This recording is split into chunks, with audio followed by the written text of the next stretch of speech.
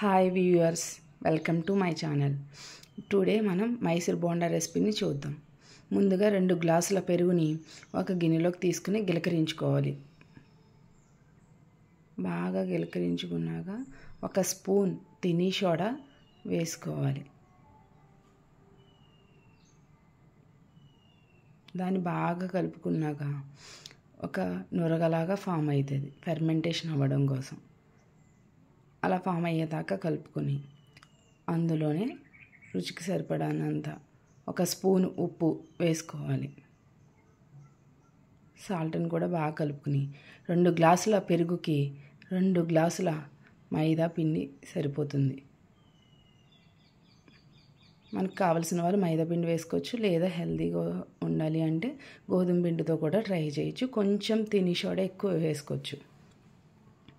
దీన్ని లెమ్స్ లేకుండా సాఫ్ట్గా కలుపుకోవాలి.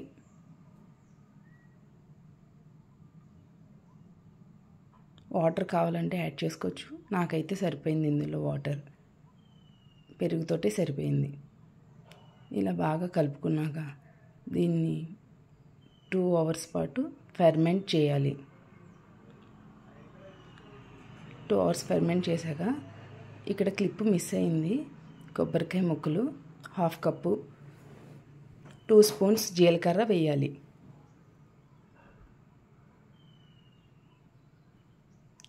ఆఫ్టర్ 2 అవర్స్ ఇవి 2 వేసాక ఒక పక్కన బాణీలో ఆయిల్ పెట్టుకుని హీట్ అయిందో లేదో చూసుకోవాలి.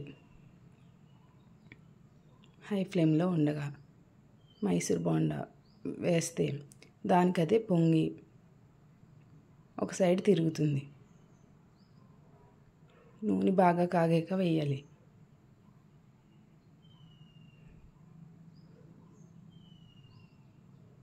తినీ సోడా బాగా వేసి ఫెర్మెంట్ బాగా అయితే ఈ మైసూర్ బోండా దానికదే టర్న్ అయ్యి మంచి గోల్డెన్ బ్రౌన్ కలర్ వస్తుంది.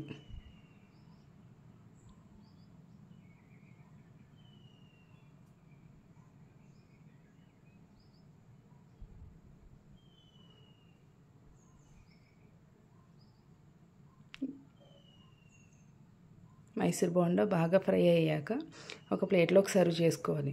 ఇది సాంబార్తో కానీ చట్నీతో కానీ చాలా బాగుంటుంది. సాంబార్ రెసిపీ కావాలంటే చూడండి, నా ఛానల్లో ఉంది.